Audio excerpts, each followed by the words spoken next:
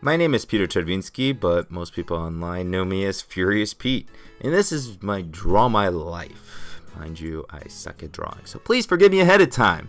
I was born in Toronto, Ontario, Canada in 1985, and yes, that makes me a very old person, unfortunately. My parents came to Canada about a year before I was born. My father got his master's in physics and my mother master's in electronics, but however she works as a floral designer now, an amazing floral designer. We didn't really have much money growing up, but my parents always did whatever they could for me. Needless to say, I was a very shy kid. When I was 2 years old, I was involved in a car accident. I broke my right leg. However, I didn't really seem to care because for whatever reason, I thought that having a cast on your leg was badass. When I was 3 years old, I learned to ski. I was always scared to go down the hill, but my parents always said, if you come down, you get a hot dog. And for whatever reason, I always got excited. And of course, came tumbling down the hill. Every summer, we would go camping. It was definitely the highlight of my childhood. Going canoeing, having fires and so forth, and being out in the fresh air was definitely one of the highlights, and I definitely remember it to this day and love going still. When I was 7 years old, we went to Venezuela with the family, along with my cousin, uncle, and aunt. My cousin Mish is pretty much like my sister since we're both only childs. We collected a lot of starfish and seashells, however, we were told to toss them out at the end of the trip. This made us very sad.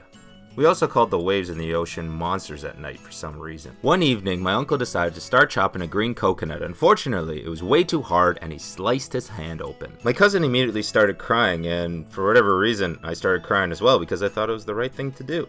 Going to kindergarten, I didn't really know much English, so when people were talking to me, I was kind of confused as to what they were saying. One day during story time, which I really wasn't understanding anyways, I started to feel really sick, and I puked on the kid that was in front of me.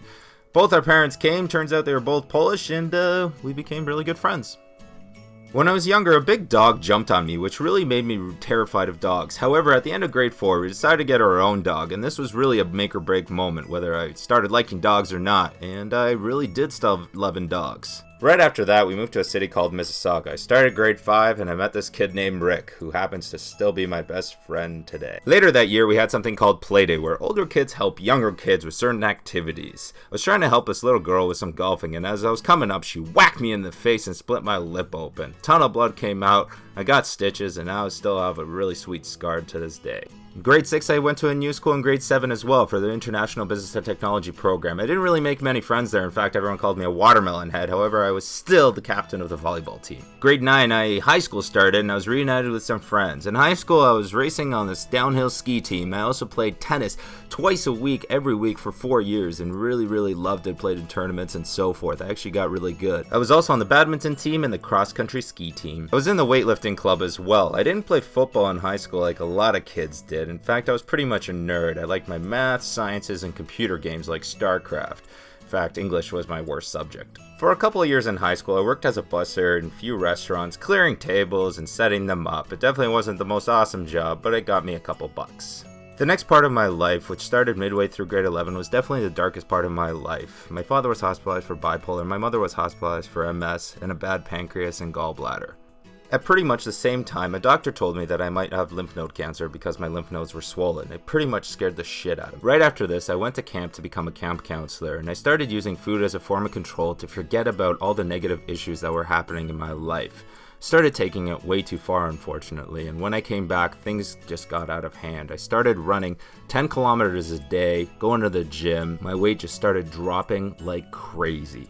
Although I wasn't eating anything, I was still studying like crazy because this was the final year before university, but I ended up doing very poorly because, well, the brain can't function on no calories. I developed something called an image disorder with my eating disorder, which is very common, and I really just didn't see what was reality in the mirror, which ended up making things a lot worse. In December 2002, I ended up in the hospital with a fatal heart rate weighing a mere 120 pounds. I lost a lot of hair due to poor malnutrition, which actually still affects me to this day. I knew I had a problem, but I thought I could fix it myself, so I checked myself out of the hospital 6 weeks after checking in. The doctors told me I wasn't ready, and they were right. The next 6 months were just a bunch of ups and downs. In fact, often when I went to see the doctor to get my weight checked, I would chug a bottle of water beforehand just to fake it. It never really worked. I had a voice inside my head telling me what to do, telling me things that I'm not. That one day, I just said, enough is enough, and I started to get to work. I started weight training, I started eating more, I started getting support from online communities like bodybuilding.com. In fact, a year into my transformation, bodybuilding.com featured a story on me and later on actually became a sponsor and still are to this very day. It took 3.5 years to fully get rid of this eating disorder, get rid of all the voices inside my head and put on the weight that I needed to put on. During this time, I actually made it into McMaster University for engineering, and things were pretty tough at the start, but as I got healthier, things just got easier and easier. In fact, my social life improved as well, and I actually became big enough to become a bouncer, which I thought was pretty damn badass at the time. In early 2007, I went bar hopping with my buddies in London, Ontario. Hungover the next day, we went out to a breakfast place that served up a dish called a linebacker, which had every breakfast item you could ever imagine. My buddy Mike challenged anyone at the table to try and break the 2 plates in an hour record. I managed to do 4 for whatever reason.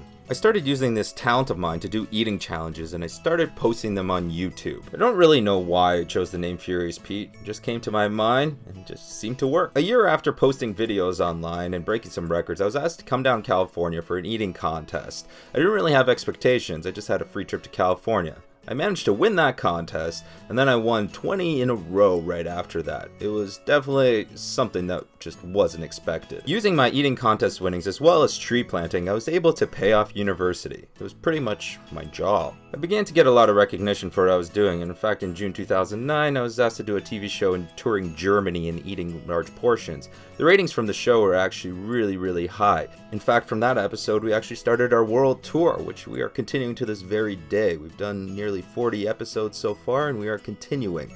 Definitely one of the coolest things to ever happen in my life. I was also on a bunch of other TV shows like Discovery Channel a number of times, Sports Science, National Geographic, a bunch of Guinness World Record shows, and many more.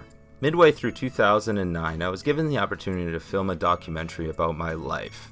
It was definitely an awesome experience and a great way to share my story. It took 6 months to film, but it ended up being featured in film festivals around the world and plays on Canadian television on a weekly basis. Now up until this point in my life, I've dated a few girls, but in late 2009, I met a girl named Melissa at the gym. Mildiva, as you can call her. She was actually the first girl to actually ask me out, and I figured, hell, we both left. We're both cool, we're both sexy, and we're both stupid, so why not give it a go? And we're still together today. About a year later, my best friend Rick and I made a silly bet. We both had girlfriends and we both made a bet that the first person to get engaged owes the other person $500. Don't know why we did this bet, but it's still going strong. In late 2010, I graduated with my master's in manufacturing engineering. This is definitely a huge accomplishment for me and my parents, especially considering all the events in the past. I wasn't really sure I wanted to get a career in engineering right away, so I started focusing hardcore on YouTube for a little while, started doing more TV shows, continued on with my world tour, and everything seems and still is going very well with all of that. However, you know what? If all of this goes away, which I really hope not, I can just fall back on my degree and really pursue my dream of one day working for NASA and becoming an astronaut. Since 2003, I've been living by 3 words: dedicated for life, meaning I am dedicated to anything I do, whether it's the gym, TV shows, YouTube, and so forth.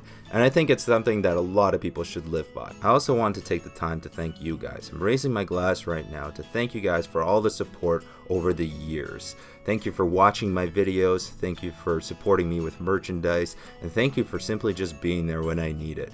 I really do appreciate every single one of you. So that's me, Furious Pete. Hope you guys enjoyed the story, and I hope you guys can also live by the words dedicated for life and apply it to your life. This was Draw My Life. Stay sexy, stay hungry, and of course get laid.